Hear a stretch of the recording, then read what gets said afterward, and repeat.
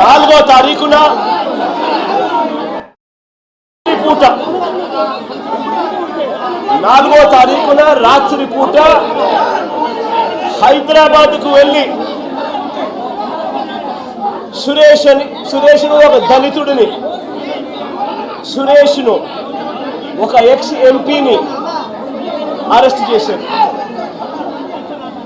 నేను అడుగుతా ఉన్న రాష్ట్రమంతా కూడా వర్షాలతో అతలాకుతలం అవుతా ఉన్న పరిస్థితులు. విజయవాడలో చంద్రబాబు నాయుడు గారి వ్యవహార శైలి వల్ల దాదాపుగా 60 మంది పైచీలకు మనుషులు చనిపోయిన పరిస్థితుల మధ్య చంద్రబాబు నాయుడు గారి ప్రభుత్వం పూర్తిగా కూడా చంద్రబాబు నాయుడు గారి గవర్నమెంట్ అన్ని రకాలుగా ఫెయిల్ అయి మొట్టమొదటిసారిగా 60 మందికి పైగా చనిపోయిన పరిస్థితుల మధ్య విజయవాడ అంతా అతలాకుతలం అవుతా ఉంటే టాపిక్ డైవర్ట్ చేసేందుకు ఒక దళిత ఎంపీని 4వ తారీఖు రాత్రిని అరెస్ట్ చేస్తారు. విజయవాడ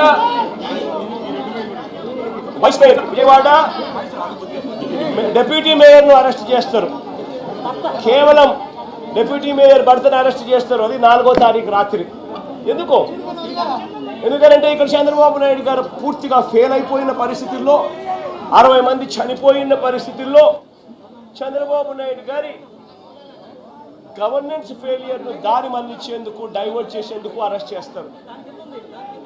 అసలు ఈ కేసుకు సంబంధించి పూర్వాపరాలు చూస్తే ఈ కేసుకు సంబంధించి 3 సంవత్సరాల పైచిలకు 3-4 సంవత్సరాల కిందట జరిగిన ఈ కార్యక్రమం, ఈ ఘటన 2021 అంటే దాదాపుగా 4-5 సంవత్సరాల కిందట జరిగిన ఘటన. దాదాపుగా 4 సంవత్సరాల కిందట జరిగిన ఘటనలో ఈరోజు టాపిక్ డైవర్ట్ చేసేందుకు 4వ తారీఖు రాత్రిన సురేష్ను, దళిత ఎంపీని, విజయవాడ డిప్యూటీ మేయర్ భర్తను అరెస్ట్ చేస్తారు. నేను అడుగుతా ఉన్నా, సూటిగా నేను ఒక ప్రశ్న అడుగుతా ఉన్నా. ఆ రోజు ఏం జరిగింది? తెలుగుదేశం పార్టీకి సంబంధించిన అఫీషియల్ స్పోక్స్ పర్సన్ పట్టాభి అనే వ్యక్తి ఆ రోజు సిట్టింగ్ ముఖ్యమంత్రిగా ఉన్న అప్పట్లో సిట్టింగ్ ముఖ్యమంత్రిగా ఉన్న వ్యక్తిని ఓసిడీకే అని తిట్టాడు. ఓసిడీకే అంటే ఏమిటో తెలుసా? తెలుగుదేశం పార్టీ కార్యాలయంలో తెలుగుదేశం పార్టీ అధికార ప్రతినిధి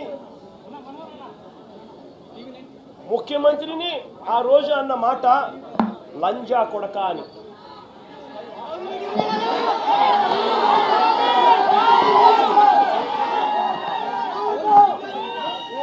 నిజంగా ఆ మాదిరిగా ఒక వ్యక్తి తిడితే రాష్ట్ర వ్యాప్తంగా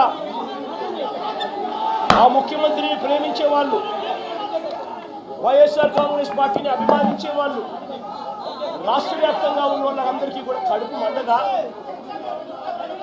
ఎవరైనా చెబితేనే వాళ్ళు వచ్చి చేస్తారా? కడుపు మండిన వాళ్ళు ఈ అన్యాయాన్ని చూడాలనుకునే వాళ్ళు, చూడకూడదు అని అనుకునే వాళ్ళు కొంతమంది తెలుగుదేశం పార్టీ ఆఫీస్ దగ్గరికి వెళ్ళి అటువైపు నుంచి తెలుగుదేశం పార్టీ వాళ్ళు తప్పు చేసిందే కాక ధర్నా చేయడానికి వచ్చిన వాళ్ళ మీద దాడి చేయడానికి కూడా ప్రయత్నం చేశారు. ఆ దాడి జరిగిన పరిస్థితుల్లో, ఆ తోపులాటలో, ఆ తొక్కిసలాటలో తెలుగుదేశం పార్టీ ఆఫీస్ మీద కొద్దో గొప్ప రాళ్ళు పడిండొచ్చు. నేను అడుగుతా ఉన్నా, ఆ జరిగిన ఘటనను ముఖ్యమంత్రిగా నన్ను అన్నా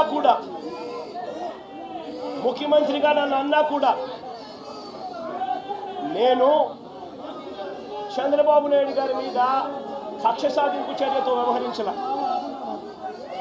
రాళ్ళు పడినాయి అని చెప్పి ఎప్పుడైతే తెలిసిందో వెంటనే అటువంటి ఆ ఘటనకు పోయిన వాళ్ళందరినీ కూడా ఎవరెవరు పోయారు అని చెప్పి ఆధారాలు చూసి అక్కడ ఉన్న సీసీ కెమెరాలో అక్కడ ఉన్న ఒక్కొక్క సెల్ ఫోన్ లొకేషన్స్ ఇవన్నీ ఆధారాల మేరకు చూసుకొని ఎవరెవరైతే పోయారో వాళ్ళందరినీ కూడా 41A ఇచ్చి వాళ్ళందరినీ కూడా అరెస్ట్ చూపించి కోర్టులో ప్రొడ్యూస్ చేయడం కూడా జరిగింది. ఎందుకంటే 7 ఏళ్ల లోపు ఉన్న కేసు ఇది. శిక్షా కాల పరిమితి 7 ఏళ్ల లోపు ఉన్న శిక్షా కాల పరిమితి ఉన్న కేసు ఇది. కాబట్టి దీంట్లో అరెస్ట్ చేయడం అన్నది it does not serve the purpose. కాబట్టి 41A ఇచ్చి కోర్టుకు హాజరుపరచడం కూడా జరిగింది. మన ఇంత నిబద్ధతతో ఆ రోజు మేము అడుగులు వేసాం. ఇంత నిబద్ధతతో ఆ రోజు నిబద్ధతతో అడుగులు వేసి వాళ్ళందరినీ కూడా హాజరుపరిచి 41A కింద వాళ్ళందరికీ కూడా నోటీసులు ఇచ్చి వాళ్ళందరినీ కూడా కోర్టు ప్రొడ్యూస్ చేశారు. నేను అడుగుతా ఉన్నా, ఈరోజు సురేష్ కానీ లేకపోతే వీళ్ళు అరెస్ట్ చేసిన డిప్యూటీ మేయర్ హస్బెండ్ కానీ వీళ్ళల్లో ఏ ఒక్కరైనా కూడా ఆ రోజు కనీసం లొకేషన్లో ఉన్నారా? వీళ్ళ సెల్ ఫోన్లు ఎక్కడున్నాయో ట్యాగ్ చేస్తే తెలీదా? తెలుగుదేశం పార్టీ ఆఫీసులో సీసీ కెమెరాలు ఉండవా? ఆ సీసీ కెమెరాల ఫుటేజ్ చూస్తే తెలీదా? మరి అలాంటప్పుడు వీళ్ళెవరూ లేనప్పుడు 4 ఏళ్ల తర్వాత జరిగిన ఘటనలో మీరు ఇష్టం వచ్చినట్టుగా ఇప్పుడు మళ్ళీ దాన్ని తవ్వి దాంట్లో ఫాల్స్ విట్నెస్లని జోడు చేసి దాంట్లో ఉన్న వాళ్ళందరినీ భయపడిచి ప్రలోభాలు పెట్టి వాళ్ళతో లేనిపోని పేర్లన్నీ రాయిచ్చేసి మీ ఇష్టం వచ్చినట్టుగా నువ్వు అరెస్టులు చేయడం మొదలు పెడతా ఉన్నావు. రాష్ట్ర వ్యాప్తంగా కూడా ఇదే జరుగుతూ ఉంది. ఈ ఒక్క కేసే కాదు, ఇదే మాదిరిగానే రాష్ట్ర వ్యాప్తంగా కూడా జరుగుతూ ఉన్నాయి. పోలీసులు ఏ స్థాయికి దిగజారిపోతా ఉన్నారు అని అంటే అటువంటి పాత కేసులలో కావాలని వీళ్ళే తప్పుడు సాక్ష్యాలు క్రియేట్ చేస్తూ ఉన్నారు. విట్నెస్లను వీళ్ళే బెదిరించి వీళ్ళే ప్రలోభపెట్టి వీళ్ళే తప్పుడు పేర్లు ఇరికిచ్చి వీళ్ళే కేసుల్లోకి తీసుకొచ్చే కార్యక్రమం చేస్తూ ఉన్నారు.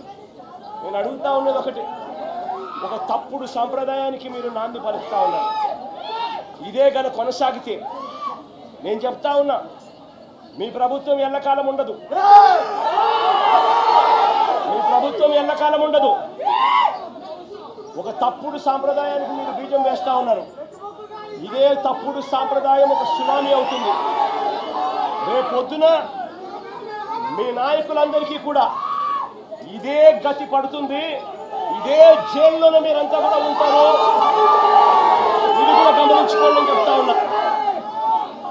ఒక తప్పుడు సాంప్రదాయానికి మీరు నాంది పలుకుతా ఉన్నారు.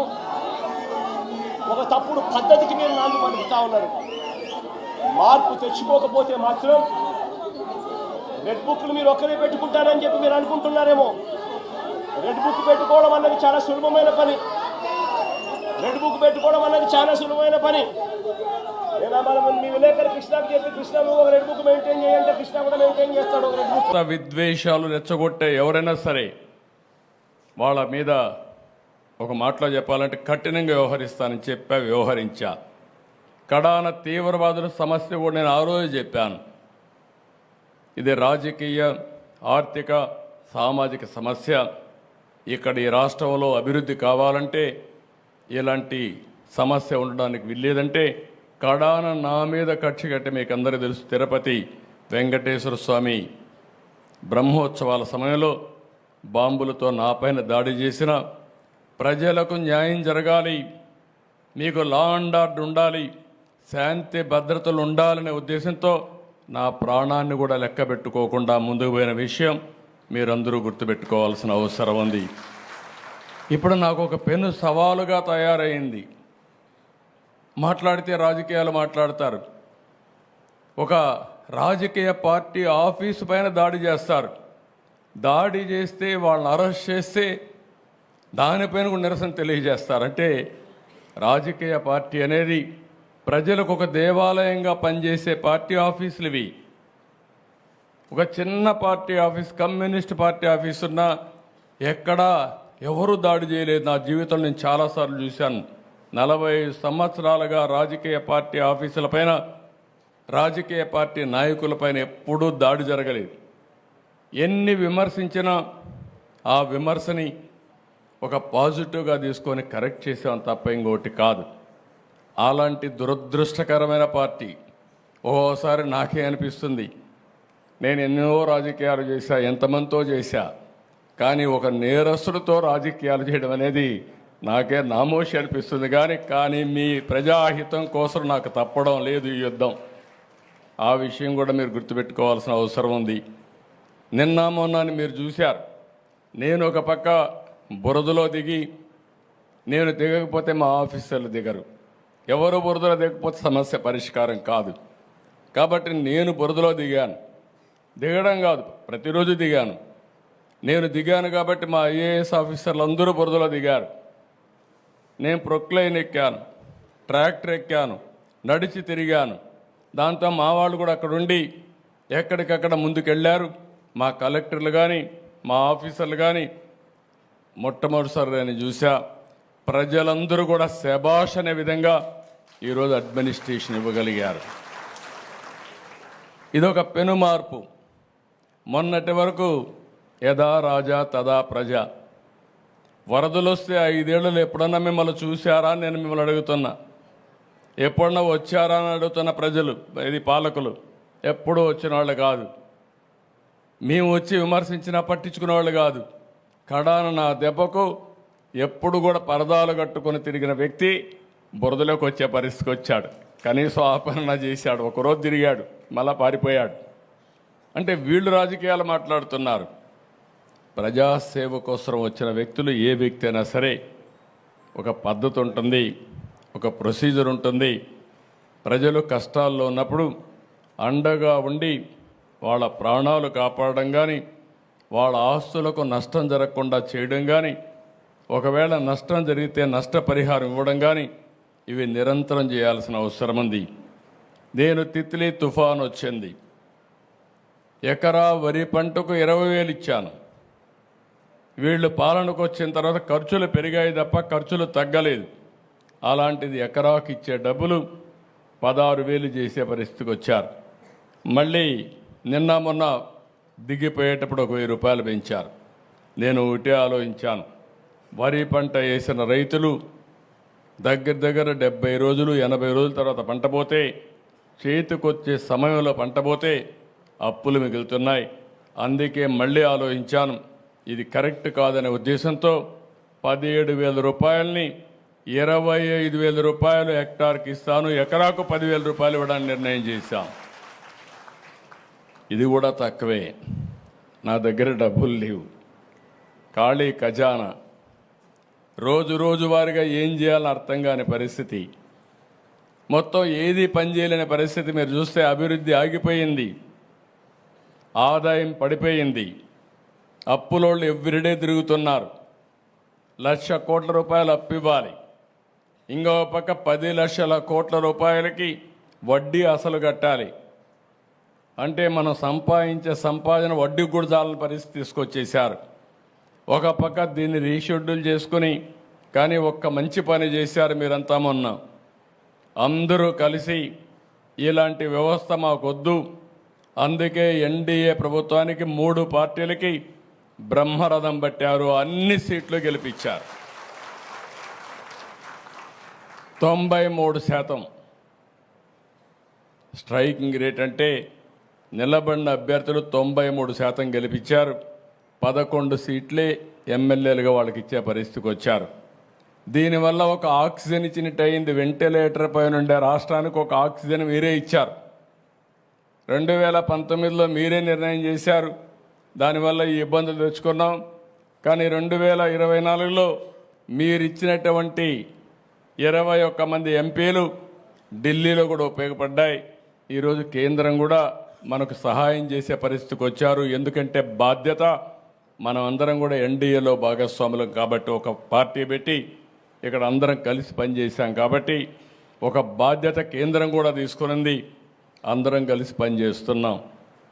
కానీ ఈరోజు మీరు చూసినప్పుడు, ఇక్కడికి వచ్చినప్పుడు నేను ఎందుకు ఈ విషయాలు మీకు చెప్తున్నానంటే, నేను ఎప్పుడూ రాజకీయాలు మాట్లాడేవాడిని కాదు. ఇది రాజకీయ పరిపాలన, పొలిటికల్ గవర్నెన్స్. మీరేసింది ఓట్లు ఎన్డీఏ గవర్నమెంట్కి వేశారు. ఎన్డీఏ నన్ను ముఖ్యమంత్రిగా ఎన్నుకున్నారు ఎమ్మెల్యేలందరూ కలిసి.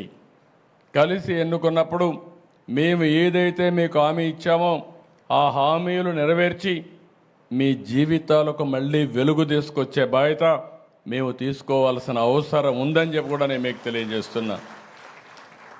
అందుకని నేను ఈరోజు వచ్చినప్పుడు ఎప్పుడు కూడా ఈరోజు 2 జిల్లాలు 3 జిల్లాలు అయింది పశ్చిమ గోదావరి జిల్లా. అయితే గోదావరి జిల్లాలు ఎప్పుడూ తెలుగుదేశం పార్టీకి అండగా నిలబడ్డాయి. ఈసారి ఎన్డీఏ కూడా అదేవిధంగా అండగా నిలబడి మీరు సహకరించారు. ఇప్పుడే కలెక్టర్ గారు కొన్ని ఇక్కడ ప్రజెంటేషన్ చేశారు, కొన్ని విషయాలు చెప్పారు. ఇవన్నీ కూడా నేను చూశాను. నేను ఒకటే మీ అందరికీ హామీ ఇస్తున్నా, ప్రతి ఒక్క వ్యక్తికి న్యాయం చేయడం కోసం మేము ఉంటాం, కాలక్షేపం చెయ్యం.